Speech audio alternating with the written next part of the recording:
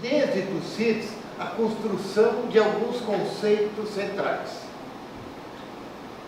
E esses conceitos produziram uma evolução no campo do conhecimento. O que é central em Tucídides? Algumas premissas básicas. Os fortes fazem o que podem e os fracos o que devem, de acordo com o ambiente, de acordo com o cenário.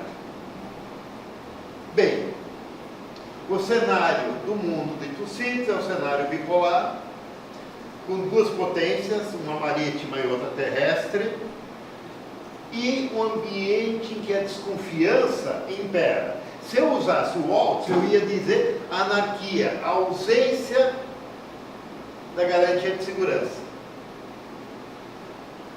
Isso é trazido para o presente passando por autores como Morgenthau, como Hobbes, como Locke e como Kant, que vão produzir duas perspectivas que vocês depois vão aprender como a perspectiva idealista ou liberal e a perspectiva realista. Mas ambos têm lá, nos gregos, a sua base teórica psicológica. Quando Tucídides vai fazer o relato da guerra do Peloponeso, a base da análise, a base da reflexão, está no seu exame da natureza humana, dos atores e do contexto histórico do cenário em que as coisas, o conflito ocorre. O acaso, que não pode ser determinado.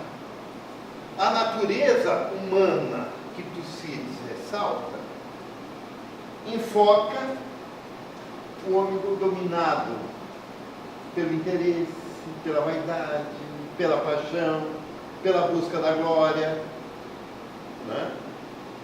E que, por causa destes atributos, levaria ao conflito e o prolongaria. O conflito, portanto, se tornaria um elemento central desse processo. Bem, a variável realista vai colocar isso com dois autores. Em Maquiavel, a disputa pelo poder. A disputa pelo poder e, consequentemente, a luta por manter o poder. No Hobbes isso é colocado e você resolve internamente com a criação da figura do Leviatã.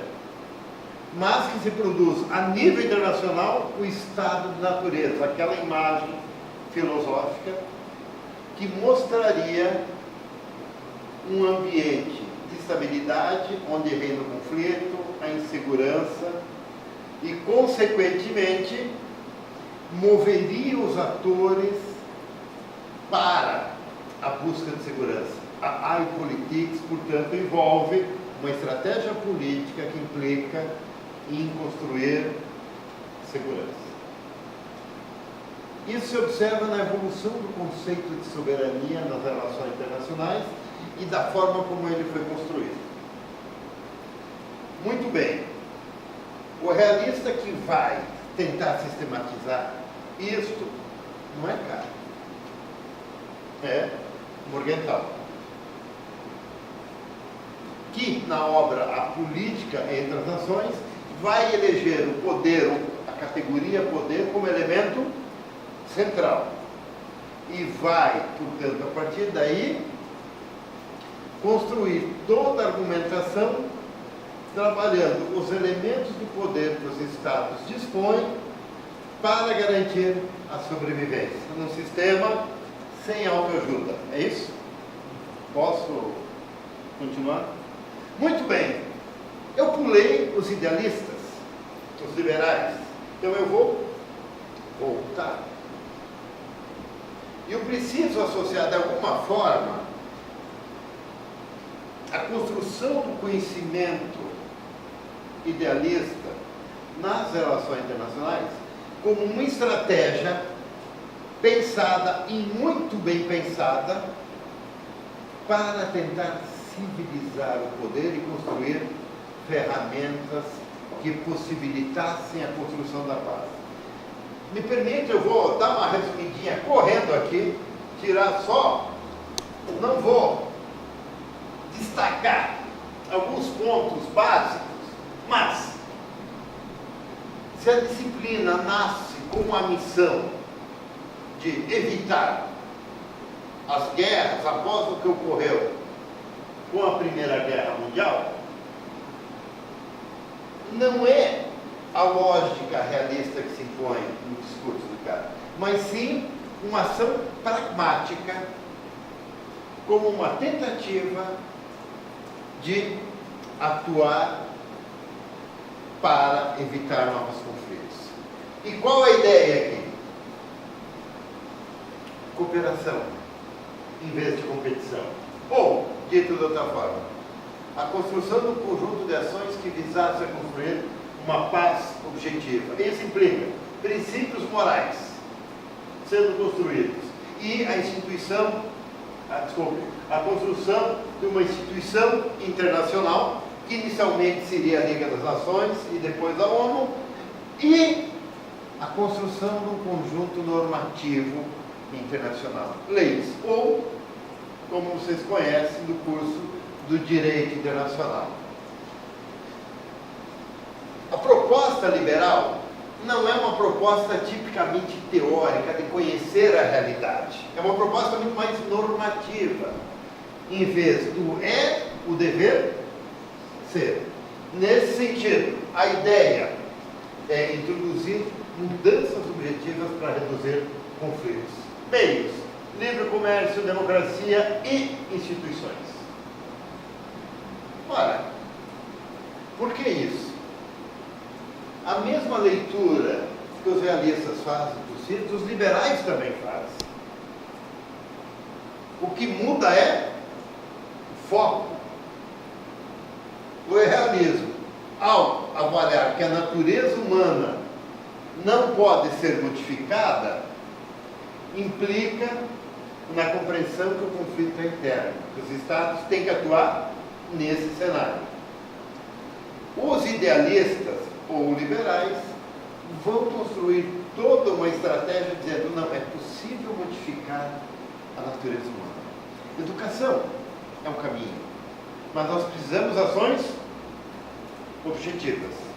Eu vou explicar rapidamente esses processos, né?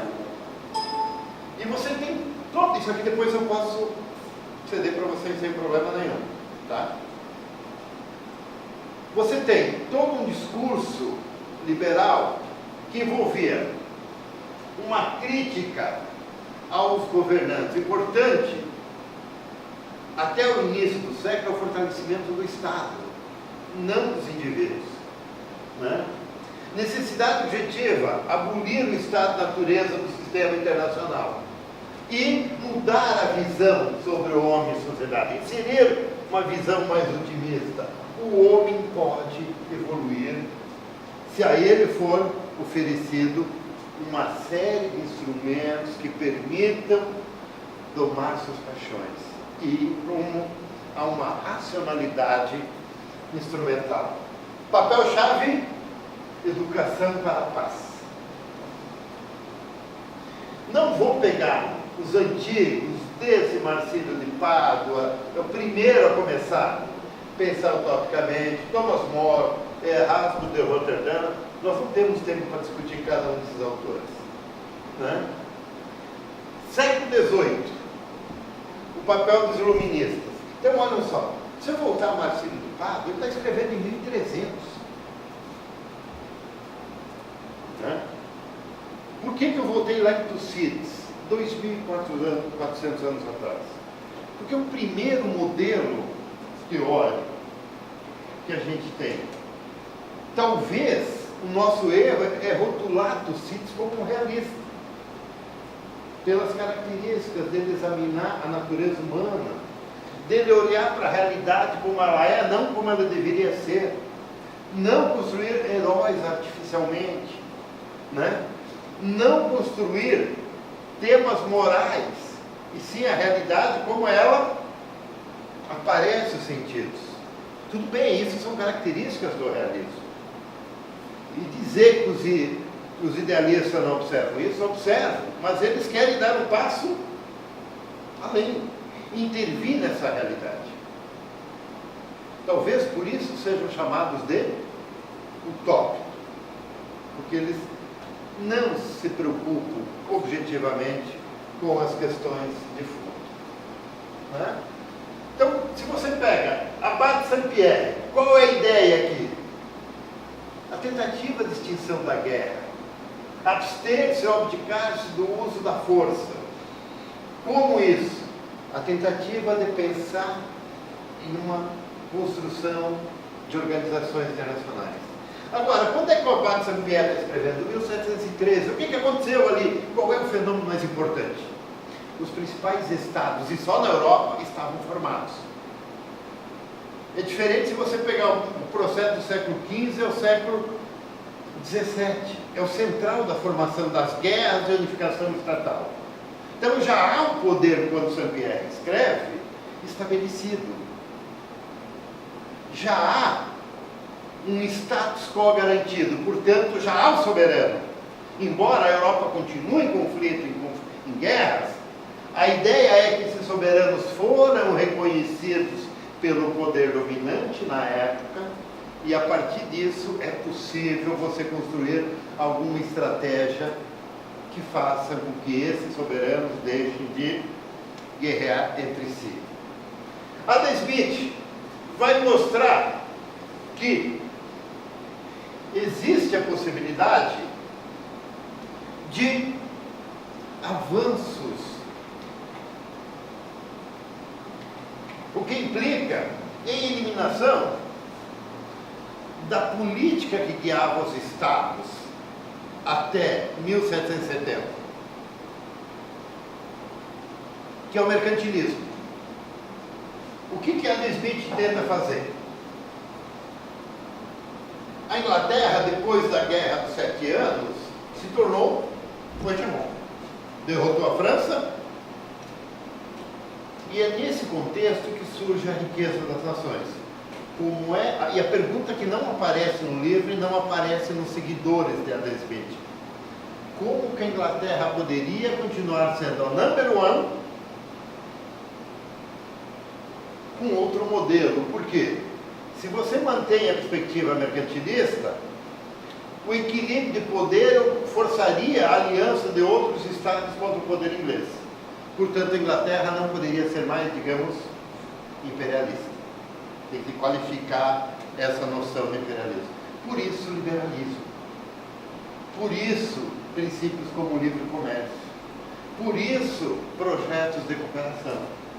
Adam Smith dá forma a um conjunto de questões que possibilitariam a Inglaterra chegar ao século XX como uma grande potência. Ao eliminar a imposição hegemônica inglesa por outra estratégia, comércio, transferência de tecnologia, cooperação, a Inglaterra poderia conseguir muito mais resultados do que uma imposição imperialista. O exercício do poder como dominação gera, por outro lado, a união dos dominados. Essa é a interpretação minha. Eu não sei se um formulador de questão que usasse Adam Smith faria isso, né? Porque depende como cada um lê. Se você pegar os leitores de Adam Smith hoje, é de perder a paciência com a burrice.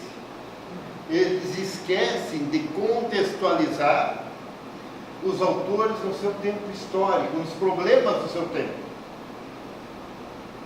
Então eles veem aquilo simplesmente como um conjunto de premissas científicas deslocadas do momento histórico e do tempo histórico. Então, quando eu estou respondendo questões, eu tenho que olhar se isso está presente ou não. Não só olhar as sentenças alternativas, né? Eu preciso olhar se na forma como está escrita ou no cabeçalho das questões isso aparece. Importante. Agora, o grande cara que vai aparecer é Immanuel Kant. Kant é a grande base do idealismo.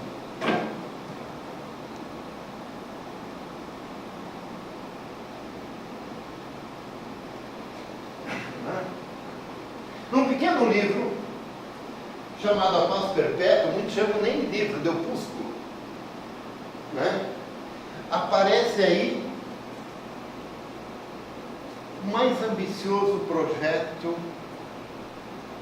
que os liberais vão depois adotar para pensar em pôr fim à guerra. Seguindo a ordem, letra A. Kant propõe a proibição de tratados com reservas secretas relativos a futuros conflitos. Gente, nós estamos pensando, Kant está pensando no mundo da realpolitik. O que se tem? Cabeças coroadas num modelo europeu fazendo acordos secretos uns com os outros, cada estado buscando a manutenção dos seus próprios interesses. É chamada realpolitik.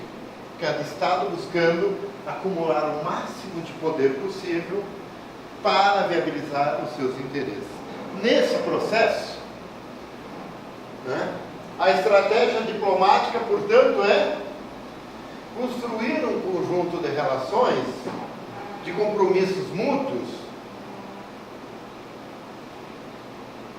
em que cada estado esconde do outro as suas reais intenções e as suas estratégias. Então, tudo é negociado caso a caso. Esse é um ponto básico que os neorrealistas vão usar depois para pensar na anarquia. Né? Como você tem um ambiente em que nada é claro, tudo é risco. Segundo, proibição de se adquirir estados por troca, compra, herança ou doação. Ora, quando Kant escreve, nós estamos falando de estados, só há estados na Europa. Então, eu não posso aplicar isso ao mundo americano. A Ásia não é reconhecida, mesmo havendo civilizações militares, elas não são reconhecidas dentro do modelo de estados. Então, a gente tem que olhar para o mapa da Europa e pensar, bem, eu não quero tirar isso, eu quero apenas olhar as premissas. Você pode fazer isso. Agora, eu não sei como um formulador de questões montaria esse processo. É muito comum. Vamos lá, a princesa Isabel não casou com o príncipe francês? Qual foi o dote da princesa Isabel? Entre eles, a colônia do Joinville, que foi loteada depois pelo Conde Deu, nobre francês, que recebeu. Isso era muito normal. Entre as famílias reais é importante que os casamentos reais se dão por interesses, né? Tanto que os romancistas ficam falando de amor para não haver, né? É negócio, é simplesmente mais poder e barrigudinho para herdar o trono. Ó, você não grava isso, tá? Coitado é bom.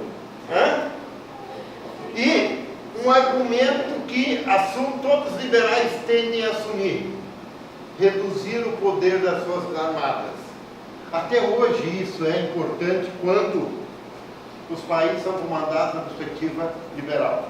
A Inglaterra, nesse momento, se vê com essa característica imposta: ou rearmar-se, reinvestir nas forças armadas, ou reduzir. As elites políticas têm muito medo do poder militar, porque ele não pode ser controlado, ainda mais quando ele se transforma numa força em si mesmo, como é o complexo industrial militar dos Estados Unidos ou russos. Proibição de dívidas públicas destinadas a... Ali no C, ele também está falando do sistema de segurança. Sim. Precisa explicar?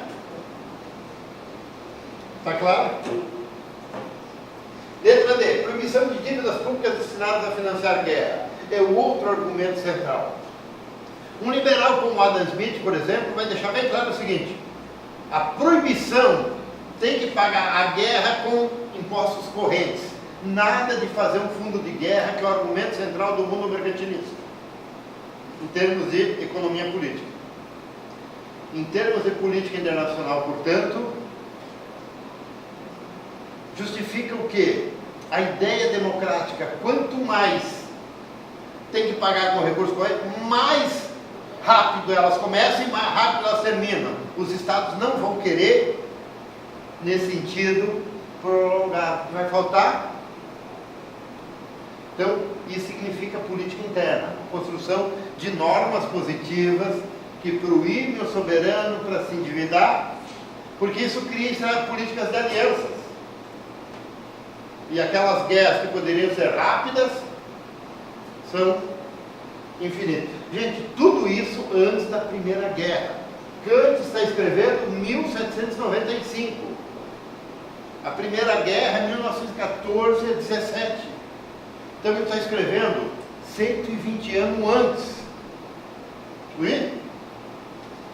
Terceiro, proibição de interferência entre os outros estados através do uso da força. É o que a ONU vai regulamentar pós 45 com o Conselho de Segurança. E finalmente, a adoção, vou centrar só na Constituição Republicana, a ideia de democracia, em que o povo comanda o governo. Estados democráticos poderiam, portanto, formar uma federação de estados livres, que é a Liga de Paz. A ideia básica aqui é não intervenção. O princípio da não intervenção é fundamental nas relações internacionais. As primeiras motivações vão estar lá em Immanuel Kant. Tudo bem até aqui? Um resumão e nem entramos nas teorias, né? Mas, muito bem. A partir de Kant, e principalmente no final do século XVIII e final do século XIX, nós temos um ambiente concreto. Pegando 1895 em diante, o que nós temos? O armamentismo como regra. A ideologia militar como padrão.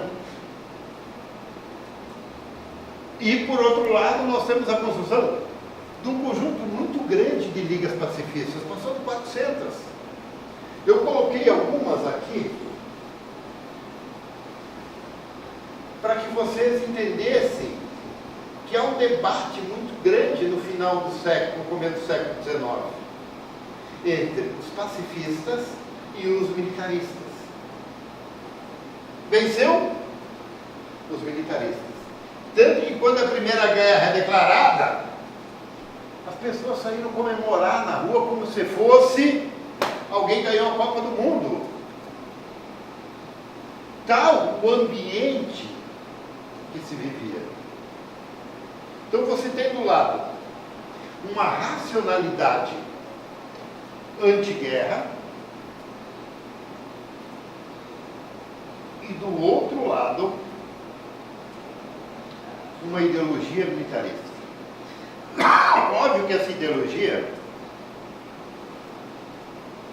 ela é ressaltada pelo que ocorreu na Europa, principalmente em dois países, Itália e Alemanha.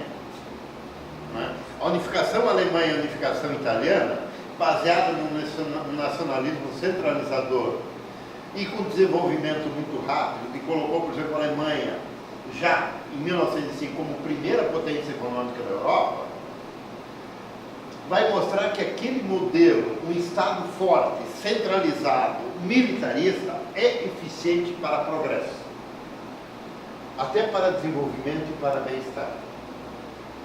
Em oposição a uma Inglaterra em decadência, uma França em decadência, comparativamente à Alemanha, Estados Unidos ou Japão. Lembrar que em 1905 tem a guerra russo-japonesa. O Japão vence. Pouco tempo antes, 1870, a Alemanha ou a Prússia vence a França. Então, estados militaristas estão derrotando, entre aspas, governos que, embora imperialistas, internamente professassem ações mais liberais. Entre aspas, esse liberalismo. Temos que sempre lembrar que essa lógica liberal significa exclusão dos mais pobres e da maioria. É muito mais discurso do que realidade prática. Por que eu estou fazendo essa relação? A teoria e o cenário empírico. Porque senão vocês simplesmente decoram as premissas das teorias e na hora H muda uma palavrinha, você não sabe se aquele argumento é de tal autor, de tal escola e assim por diante. Ok?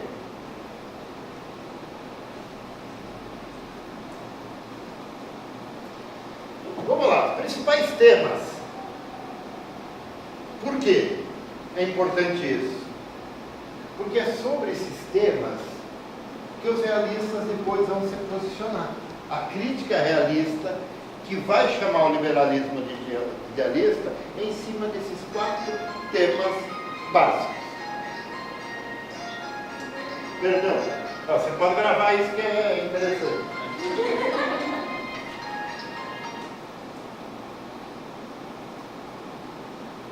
Consequentemente, primeiro, talvez o assunto mais importante que dá origem à disciplina, a questão da Primeira Guerra, o morticínio da Primeira Guerra, né? As fraturas decorrentes. É a primeira vez que você tem, num conflito, o uso da estrutura industrial, né? Usando todo o avanço tecnológico da época da indústria para sustentar as ações militares. E coisas loucas como armas químicas, armas diabólicas como o lança-chamas, a metralhadora, etc, etc, etc. Então a guerra causou um mal-estar, jogou por terra a ideia de progresso, por exemplo, né? E nesse sentido, a negação da guerra em si mesma como um elemento de solução de conflitos. A construção, portanto, de ações objetivas, por isso paz positiva. Ações práticas, objetivas, concretas, que possam, se não é possível colocar a guerra fora da lei, atuar para reduzir a sua possibilidade. Entra em cena, portanto, comércio internacional, adoção de regimes democráticos, aplicação de princípios éticos e morais das relações internacionais. Esses princípios seriam garantidos por instituições e pelo direito internacional. Esse conjunto de ações, ele não é derivado de um diagnóstico concreto da realidade, mas ele passa a ser derivado de ações pensadas para tal fim, e aproveita todo o conhecimento que autores liberais tentaram desenvolver, todos os argumentos. Então o liberalismo não é tirar da cartola de 2, 3 intelectuais um conjunto de ações para resolver. Há toda uma história por trás. Embora, volto a dizer, não há um diagnóstico técnico, científico, teórico que diz por que a guerra é causada e como evitá-la. Não há. Continuam as premissas esposadas por Tucídides.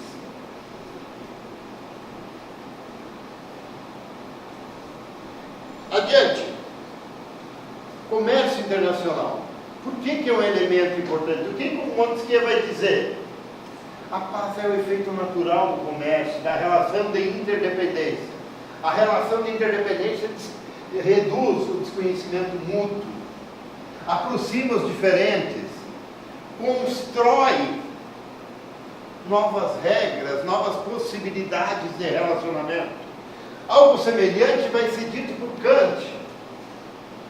A intensificação das trocas gera hospitalidade e reciprocidade, elementos fundamentais para se atingir a paz cosmopolita. Guarde essa expressão que é central no opúsculo à paz perpétua, a busca da paz cosmopolita. Ele está falando de países que evoluíram adiante do seu tempo, que podem produzir e celebrar acordos. Os ganhos advindos com o livre comércio fariam crescer o apoio da opinião pública a políticas mais pacíficas. A crítica ao mercantilismo, tal como Adam Smith fez, que favorece apenas a grupos específicos e estados imperialistas vitoriosos. Entra em cena a ideia de que, se há relacionamento, se há comércio, ambos ganham, mesmo que um ator tenha menos benefício que outro. Mas se não houvesse a inter-relação, se não houvesse o comércio, ambos perdiam. Ambos não avançam. Então o comércio é uma estratégia para ganhos mútuos, para melhoria das condições de vida. E aí entra também a lógica da Adam Smith. Povos ricos não é estados ricos, são sociedades afluentes, onde o bem-estar se espraia ao maior grupo possível de pessoas. Continuando, a democracia. Kant vai dizer que estados democráticos tendem a manter relações pacíficas. Tendem, não é que mantém. À medida em que o número de governos democráticos for ampliado, será formada uma zona de paz e prosperidade. Embora haja exceções, de modo geral, democracias não travam guerras entre si, pois essas são contrárias aos interesses da opinião pública e da maioria dos eleitores. Eu coloquei aqui duas críticas para trazer para os dias atuais, porque os liberais ainda defendem a democracia como um valor em si mesmo para a paz. Primeiro, quando a gente vai entender uma guerra, quando a gente vai buscar as causas, a gente não pode esquecer dos princípios neorrealistas. A ideia da anarquia, a complexidade que envolve você identificar os fatores causais de um conflito continuam os mesmos quando o cara faz a crítica aos liberais, né? E aí botei aqui: governantes manipulam os fatos para mascarar interesses. Exemplo, armas químicas no Iraque, armas de destruição em massa, desculpa, armas químicas na Síria agora, né? A Rússia lá, culpada de manipular as eleições dos Estados Unidos. Olha, o grande manipulador de eleições do mundo chama-se manipulação grosseira. Não, e o pior é a imprensa aguentando escrevendo sobre isso, né? Muitas democracias iniciam guerras contra governos absolutos por causa de interesses próprios. Inglaterra, França, Estados Unidos com Gaddafi, com Saddam. Mas no outro lado tem um ditador. Então a democracia virou uma religião, é que nem as guerras religiosas do século XVI, XVII e XVIII. Um pouquinho de crítica faz bem. Eu não sei se a prova tem isso, mas eu coloquei porque de repente... Não, essa é uma das críticas à teoria da paz democrática. A democracia tem uma causa nobre para a guerra. Então tem que olhar com muita atenção nesses aspectos.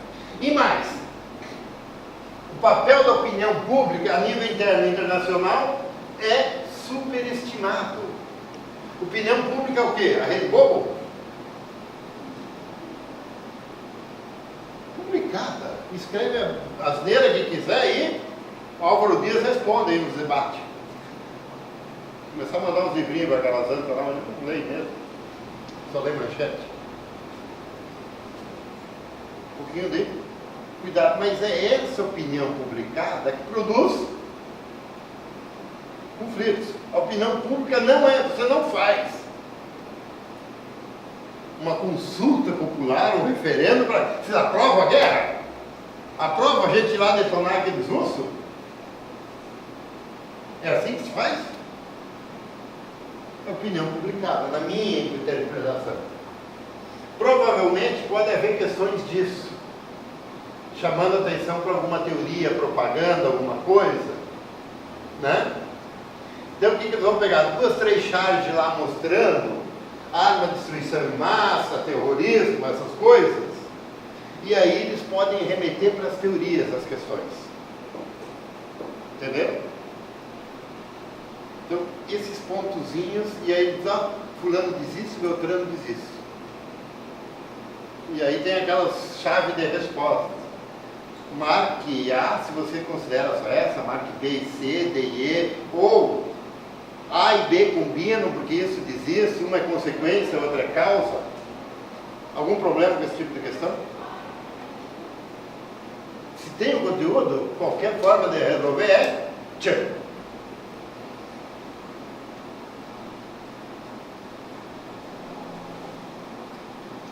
Os principais temas: instituições do direito internacional. Talvez a grande ação do mundo idealista ou dos liberais é a construção primeiro da Liga das Nações, que deu no que deu, e depois da ONU. Agora, o que é importante? Eu não sei, é muito difícil uma prova no Brasil chamar Grossius. Não. Né? Teoria, não bom. Mas tem um item lá de direito internacional, da sistematização do direito internacional, o papel das instituições. Né? Porque vocês deram rapidamente Martin White, né? As três tradições: Kant, Grossius e Hobbes, as três bases filosóficas para a teoria. O racionalismo grossiano vai aparecer muito mais no direito internacional. A tentativa de construir, a partir do direito internacional, do direito natural, regras para além dos estados, né? Consequentemente, alguma ideia, relações, e as guerras deveriam refletir os postulados do direito natural, não do direito de soberania do direito nacional. Pelo menos isso incorpora. Bem, feito tudo isso da perspectiva liberal, vocês sabem que a evolução dela implica a transposição para a escola inglesa e depois para a escola americana através de Keren e Nye, e predominantemente as perspectivas as premissas aqui colocadas vão ser aprofundadas. Instituições internacionais vão aparecer, estratégias anti-guerra, mantém-se democracia e comércio, mas se coloca em cena a cooperação, e é uma lógica muito explicitada, principalmente por Keren e Nye, que depois vai ser seguido por Krasner e os seus seguidores, que são as estratégias de cooperação. Essas estratégias de cooperação envolvem um novo conjunto interpretativo. Primeiro, a crítica ao realismo. E a principal crítica é que nas relações internacionais contemporâneas, o fenômeno da interdependência insere uma nova maneira de olhar a realidade. Não existe mais, na perspectiva desses autores, a chamada hierarquia de questões. Num plano superior, as chamadas Realpolitik, as questões de segurança, questões de conflito, de soberania. E, num cenário inferior, as Realpolitik, questões de economia, direitos humanos, aspectos morais. Mas eu só posso fazer esse avanço se eu introduzir a perspectiva realista, né? Então, o que o realismo vai fazer a priori? Vai questionar as premissas dos idealismos e vai se manter centralizado naquilo que Sears, Morgenthau e Hobbes afirmaram filosoficamente. O que esses três autores têm em comum? A lógica da natureza humana. E lembrem-se, rapidamente, eu vou ficar mais com Hobbes para não voltar tanto lá atrás. A lógica da natureza humana usada pelos realistas é de que o homem não em si não é bom nem mal, mas é governado pelas suas paixões, que em si também não são boas nem más, são irracionais. O homem reage a situações de momento não utilizando a razão, mas as paixões. O ser humano, portanto, é governado pelas paixões. Consequentemente, a estratégia realista resolve isso a nível interno, impondo o soberano, que tem uma missão fundamental: garantir a segurança, a preservação da própria vida do súdito. Ora, se todos os estados fazem isso, a nível internacional não se resolve o problema central, que é de novo o dilema de segurança. E talvez o autor mais interessante para tratar disso é o Waltz, no livro O Homem, o Estado e a Guerra. Eu dou um pulo rápido de Kahn e Morgenthau para o Waltz. O Waltz vai se questionar: onde é que está a causa do conflito? É no homem? A primeira imagem, estão lembrados? É no Estado, a segunda imagem, ou é no ambiente, a terceira imagem? Que depois vai derivar para a política internacional, onde que ele diz: não, é no ambiente. E o problema é que o ambiente é anárquico, e aí você tem a grande premissa do Waltz. Mas, vamos voltar. Você quer falar alguma coisa? Não, pode. Nem crítica, nada? Não, por enquanto. O especialista aqui é você, eu sou o mentido. Não. Didaticamente não tem como bater. Né?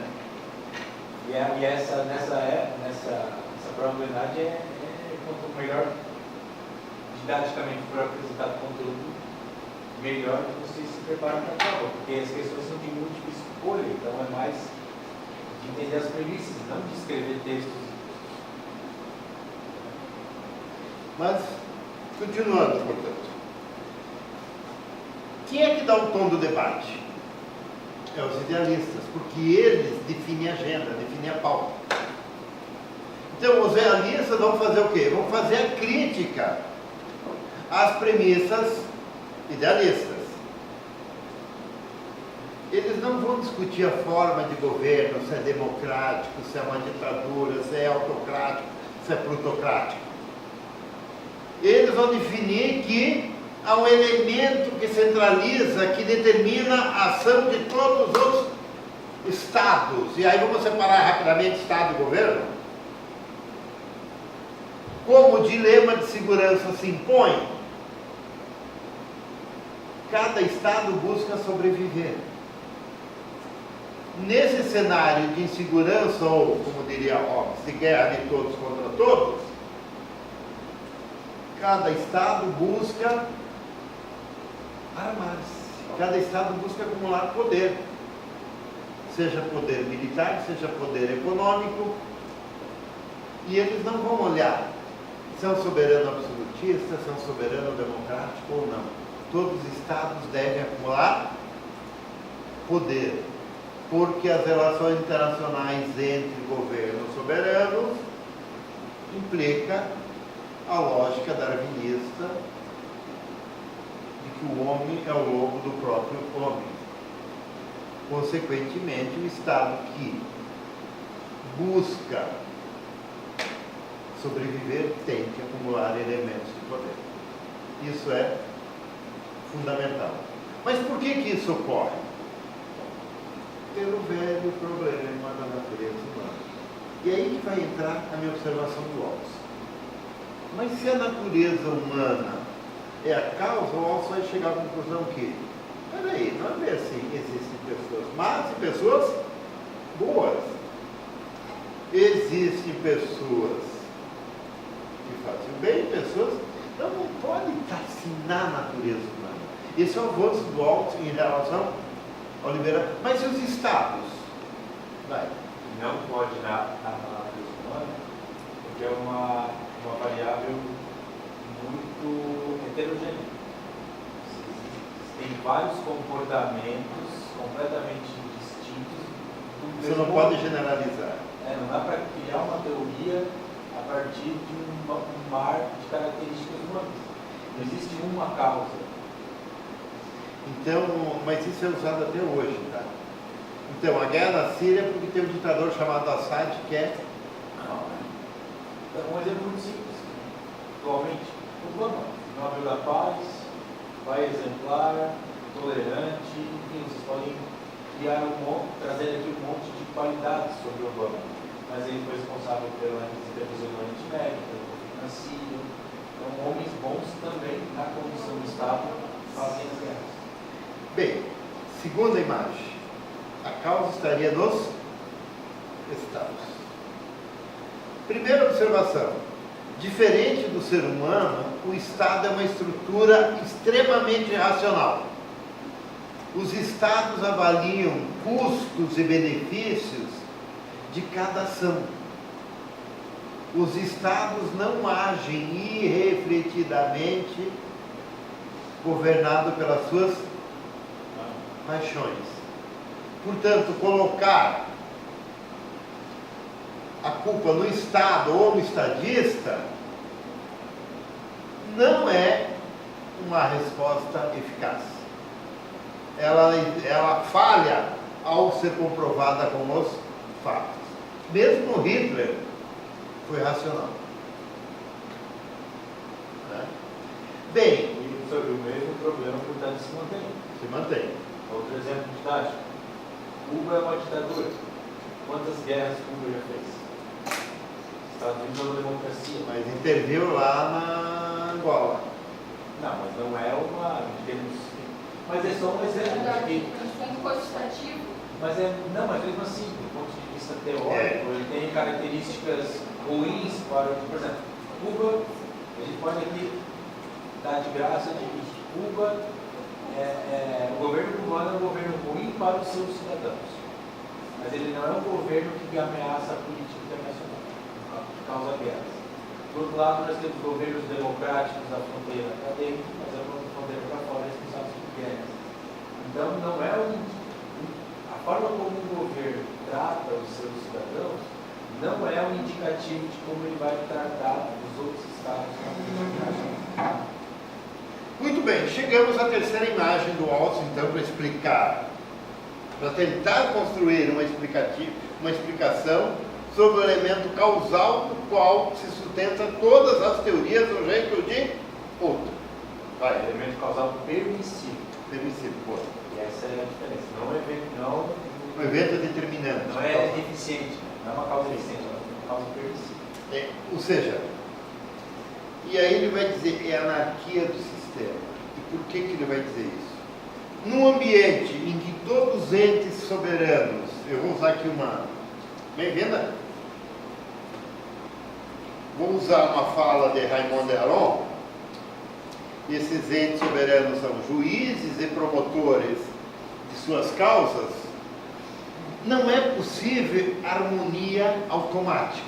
E mais, como não há um árbitro capaz de solucionar os possíveis conflitos, eles vão se acumulando. Pequenos conflitos vão virando conflitos maiores.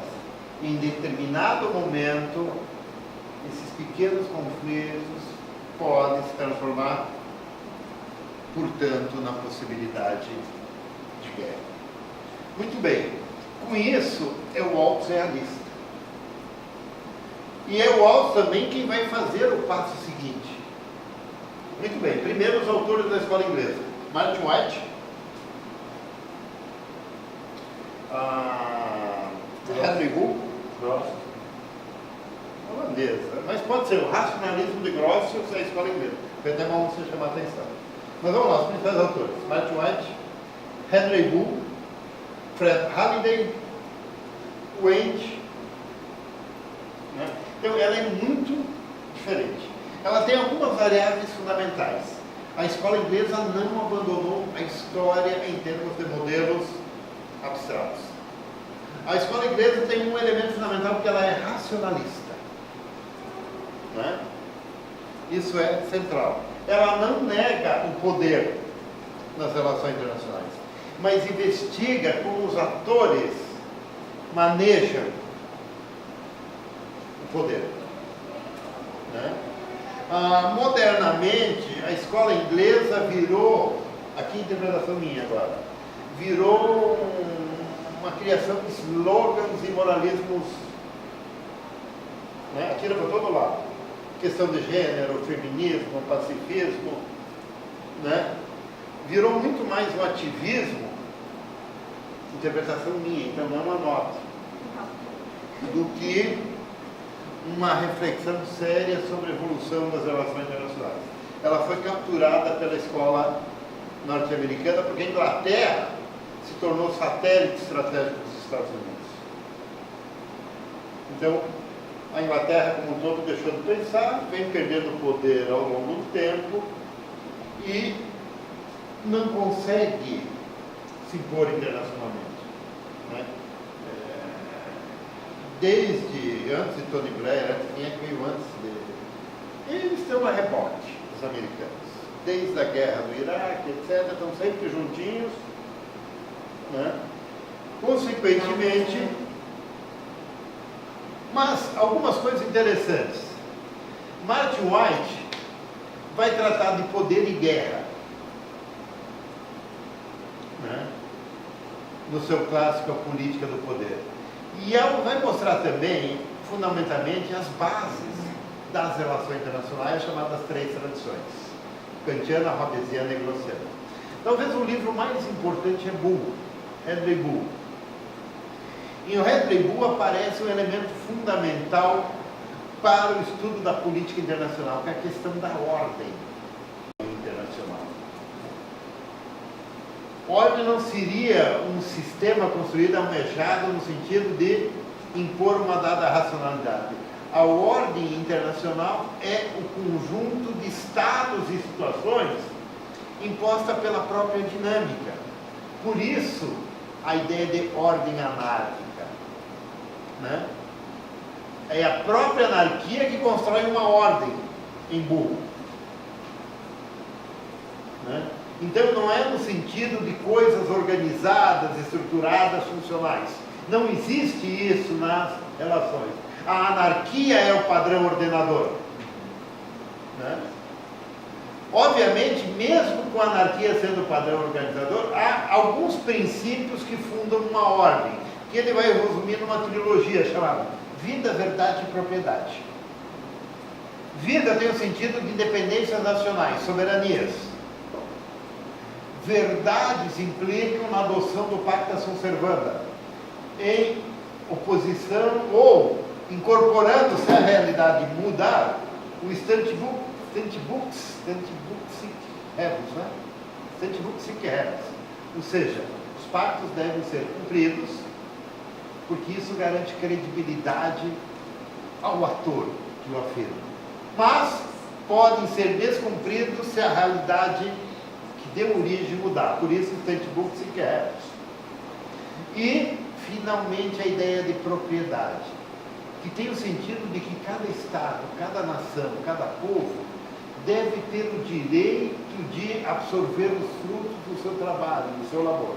Se existir esses três elementos, vida, verdade e propriedade, quer dizer que nós teríamos outra expressão que é fundamental. Nós teríamos a construção de uma sociedade internacional, baseada pelo menos nesses três valores. Isso é Hadley Bull. Um autor que fez sucesso da escola inglesa entre nós no Brasil é Fred Halliday, né? Fred Halliday introduz entre nós a possibilidade de pensar o marxismo como uma teoria para compreender certos eventos nas relações internacionais, nomeadamente os eventos em termos econômicos, né? Primeiro, ele faz uma crítica muito grande à perspectiva realista, que é hegemônica, se tornou hegemônica até os anos 70, depois virou realista, e ele mostra que o realismo e o liberalismo não dão conta de toda a complexidade das relações internacionais. E ao fazer isso, Hadley Bull questiona um conceito que é central para os internacionalistas, que é o conceito de Estado. Ele vai dizer que a gente costuma ver o Estado sempre no viés realista. É um ator soberano que tem a responsabilidade sobre o território e seus habitantes, portanto, age de forma hegemônica em termos soberanos. Né? Quer dizer, mudou de figura. O Estado não é só essa black box, essa caixa preta. O Estado é muito mais. E aí ele tenta introduzir a perspectiva marxista de Estado, ou seja, um ator a serviço do grupo econômico dominante, ou seja, a burguesia industrial, financeira, agrária, e agindo internacionalmente para buscar os interesses desses grupos. E aí ele começa a discutir interesse nacional e discutir as várias possibilidades de pensar o conceito de interesse nacional. E a pergunta é: interesse nacional para quem, cara parte? Né? Obviamente ele coloca todos esses questionamentos e ele vai terminando o livro dele dizendo: bem, para que podemos usar o marxismo nas RIs? Para entender o comportamento da lógica sistêmica da estrutura dominante do capitalismo. Ver quem absorve, quem extrai, quem acumula, quem não acumula. Quer dizer, você olhando a partir da evolução do capitalismo e da dinâmica do sistema, você pode compreender possibilidades de conflitos. Por quê? Se os liberais dizem que num jogo dinâmico internacional ambos ganham, mesmo que um ganhe mais, a longo prazo aquele que ganha mais acumula mais poder e aquele que ganha menos enfraquece. Portanto, essa relação tende a ser fonte de conflitos, fontes de questionamentos ou de novas cooperações e novas alianças.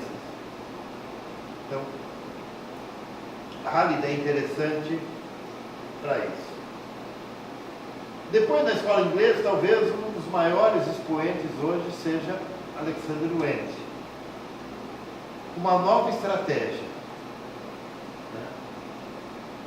Nova estratégia que foi chamada de construtivismo. Eu não posso ainda chamar de pós-moderno. Né? Que implica pensar as relações internacionais para além das perspectivas positivistas clássicas das ciências. Né? Portanto, não tem um normativismo próprio. Entra em cena a fenomenologia como método. Você quer explicar ou quer que continue? Né? O que significa a fenomenologia como método nesse contexto? O que é importante não é o todo, não é o sistema, mas cada relação específica. As relações internacionais são as relações propriamente ditas. E em cada relação, os agentes são o que a relação é o que os agentes fazem dela.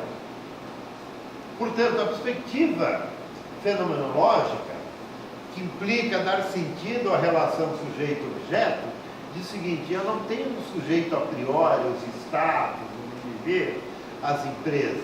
Eu só posso entendê-los em relações.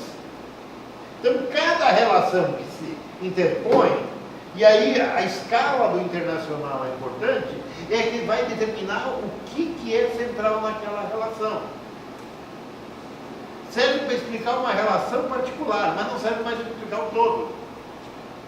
Então, a perspectiva fenomenológica do Wente permite isso. Eu acompanho cada agente, identifico e descrevo como ele constrói cada relação, para extrair dali um conjunto daquela relação específica. Eu perco a ideia do todo, mas eu consigo explicar o específico em detalhe. Né?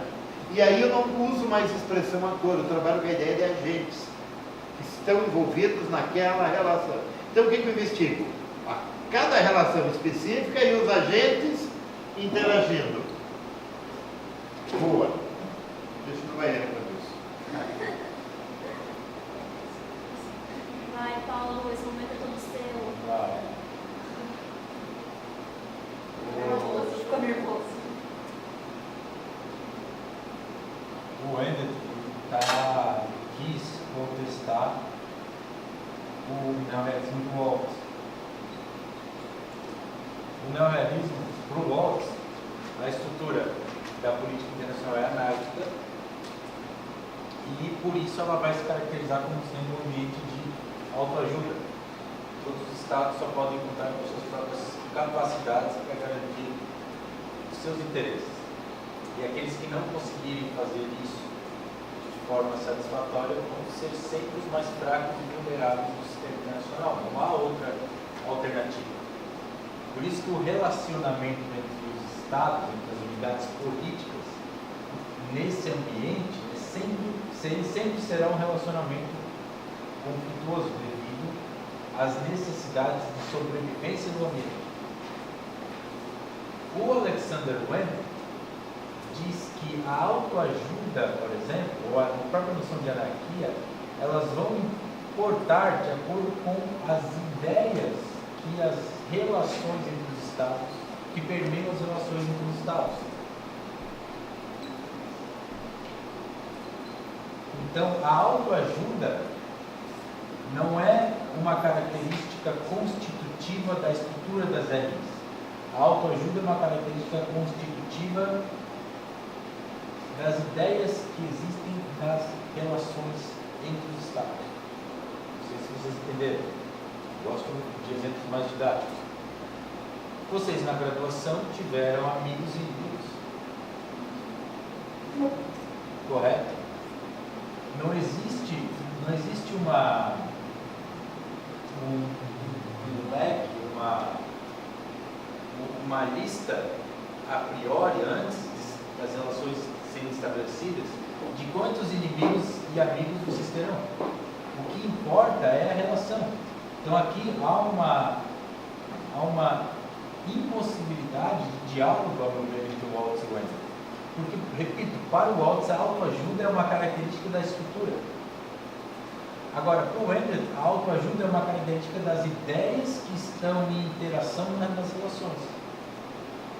Por isso que se os estados têm identidades negativas, eles vão achar que estão se relacionando nesse ambiente. E aí a autoajuda vai favorecer mesmo, ela vai ser grave na relação. Agora, se os estados compartilham de uma identificação positiva, eles podem cooperar na anarquia internacional, sem temer uns aos outros, porque as ideias que eles compartilham são ideias positivas. Está lendo depois do Homem Sabe a Guerra, né? Sim, aqui é o neorrealismo, a estrutura. Sim, e tu está lendo o Wendt depois do Wendt mais contemporâneo, né? O Wendt a anarquia dos estados fazem dela, que é o construtivismo. Então, por isso que a frase, para a gente entender o construtivismo do Wendt, é essa, que é a frase do artigo. A anarquia é o que os estados fazem da anarquia. Para o Waltz, a anarquia é o que o ambiente faz dos estados. Isso é importante, gente. Ou melhor dizendo, para o Waltz, os estados na política internacional são aquilo que a anarquia faz deles. Não há, é como se o ambiente internacional fosse um ambiente cheio de limitações para os estados. Enquanto para o Alexander Wendt, não. O ponto ontológico de partida são as ideias. É a forma como os indivíduos se relacionam e enxergam a estrutura das elites que irá impactar nas relações. Por isso que os estados podem ser amigos, inimigos ou indiferentes. E essa relação vai impactar na política internacional. Você vai ver isso em cada relação que eles se envolverem. Por exemplo, é o exemplo clássico que caiu na idade passada, então eu acho que não vai cair dessa forma. Mas é o seguinte, os Estados Unidos se importam com a possibilidade do Irã adquirir uma ogiva nuclear. Mas não se importam com o fato de Israel, por exemplo, vou chutar aqui, ter 200. Nas relações Estados Unidos e Irã, a intersubjetividade, ou seja, a interação das ideias, ela é negativa. Então, eles vão ter uma percepção hobbesiana das suas relações. Eles vão se identificar negativamente, e, portanto, tudo que o Waltz escreveu pode fazer sentido, mas o Watts não explica por que Estados Unidos e Israel, nas relações Estados Unidos e Israel, os Estados Unidos aceita o poderio militar. Coreia do Norte já não. Por isso que a anarquia é o que os Estados fazem dela. Não existe um ambiente de interação separado do ambiente das ideias. Dá para colocar alguma coisa, jogar o Mearsheimer junto aí para eles terem uma visão, porque a gente tem Bom, o Mearsheimer vem com 5 minutos. o Mearsheimer lida com o realismo oficial, que muitos chamam de caricatura do realismo. Para começar, o Mearsheimer não aceita o Wendell. Por que o Mearsheimer não aceita o Wendell? Porque o Wendell ele não é falseável. A grande vantagem do Wendell é também a sua grande fraqueza. Ele explica tudo. Ele explica tudo. Por exemplo, como é que o Wendell explica que na década de 70 a China confucionista teve uma identificação positiva com os Estados Unidos? E ele também explica que hoje a China tem uma identificação positiva com a Rússia e não mais com os Estados Unidos. Só que isso não serve do ponto de vista estratégico a longo prazo, para explicar mudanças, por que as coisas se alteram. Então o Mearsheimer ele vai numa pegada muito mais radical que é o realismo ofensivo. A ideia de que a política internacional é a mesma há milênios e que ela é permeada por 5 grandes hipóteses. Os Estados, o sistema internacional é anárquico. Os Estados jamais podem estar certos das intenções dos outros Estados. Os Estados possuem capacidade militar ofensiva. Os Estados, eles têm como fim primordial a sobrevivência. E os Estados, quinta hipótese, eles são racionais, eles refletem estrategicamente a forma de se relacionar nesse ambiente. E são essas 5 hipóteses juntas que explicam por que na política internacional a gente tem algumas grandes potências e dezenas de estados fracos. Porque essas grandes potências responderam melhor aos constrangimentos do ambiente da política internacional. Então é o que eu falo nas minhas aulas. Não adianta nada o Brasil ser um país que quer cooperar, que não tenha um exército altamente militarizado, que seja diplomático, que respeite as instituições internacionais, o direito internacional. Ou seja, não adianta o Brasil achar que numa trajetória liberal, numa trajetória institucionalista, vai ser alçado à condição de grande potência. Não vai, porque o ambiente da política internacional, segundo o Mearsheimer, só coloca na condição de grandes potências estados que respondam aos constrangimentos do ambiente. E que possam pagar as contas. Que possam pagar as contas. Cada ação, cada política internacional desenvolvida tem custos. Não é simplesmente um custo voluntarioso. Tem um ônus a ser E como é que os estados garantem o poder que eles adquiriram? Expandindo, aumentando o seu poder. O poder é conquistado às duras penas e a duras penas ele tem que ser mantido. Essa é a lógica da política internacional. Todo o resto importa uma perspectiva muito periférica, porque quando a gente olha para a história da política internacional, as grandes potências têm comportamentos muito parecidos, e os estados mais fracos, que são a maioria, também têm comportamentos muito parecidos. Só que o comportamento das grandes potências, das poucas grandes potências e dos muitos estados mais fracos são completamente diferentes. A política internacional é um ambiente de duplo poder, ela vai entregar poder para aqueles que se arriscarem, não para aqueles que ficarem reclamando que são mais fracos. E a teoria do Mearsheimer explica muito bem isso.